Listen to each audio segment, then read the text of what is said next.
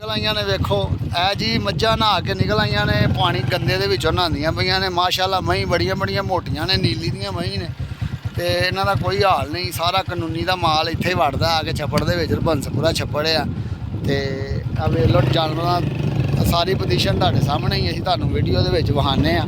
ਬੜੀ ਚੰਗੀ ਮੱਝ ਤੇ ਜਿਹੜੀ ਆ ਵੇਖੋ ਪਾਣੀ ਦੀ ਵਜ੍ਹਾ ਤੋਂ ਬੜੀ ਪਰੇਸ਼ਾਨ ਹੈ, ਡੰਗਰੀ ਵੀ ਪਰੇਸ਼ਾਨ ਹੈ। ਔਰ ਇੱਥੇ ਇਹਨਾਂ ਦਾ ਪਾਣੀ ਦਾ ਕੋਈ ਸਰਬੰਧ ਨਹੀਂ ਹੈਗਾ, ਉਹਦੀ ਵਜ੍ਹਾ ਤੋਂ ਉਹਨਾਂ ਨੂੰ ਛੱਪੜਾਂ ਦੇ ਵਿੱਚ ਮੱਝਾਂ ਵਾਣਨੀਆਂ ਪੈਂਦੀਆਂ ਨੇ ਤੇ ਗੰਦਿਆਂ ਪਾਣੀ ਨਹਾਉਂਦੀਆਂ ਨੇ। ਚੰਗੀ ਮੱਝ ਹੈ ਮਾਸ਼ਾਅੱਲਾ। ਵੇਖੋ ਮੈਂ ਥੱਲੇ ਆਰਡਰ ਕਿੱਡੇ ਵੱਡੇ ਨੇ ਮਹੀਂ ਦੇ ਸਬੂਤ ਕਰ ਤੇ ਆ ਤੁਹਾਡੇ ਸਾਹਮਣੇ ਹੀ ਹੈ ਮਹੀਂ ਦੇ ਆਰਡਰ ਵੇਖੋ। ਨੀਲੀ ਦੀਆਂ ਮਹੀਂ ਨੇ, ਚੰਗੀਆਂ ਮਹੀਂ ਮਾਸ਼ਾਅੱਲਾ। ਇੱਧਰ ਮਾੜੀ ਮੈਂ ਕੋਈ ਵੀ ਨਹੀਂ ਬੰਦਾ ਰੱਖਦਾ, ਸਾਰੇ ਡੰਗਰੀ ਚੰਗੀ ਤੋਂ ਚੰਗੀ ਮੈਂ ਰੱਖਦੇ ਨੇ। ਸਬੂਤ ਕਰਕੇ ਬਣਾ ਇਹਨਾਂ ਦੇ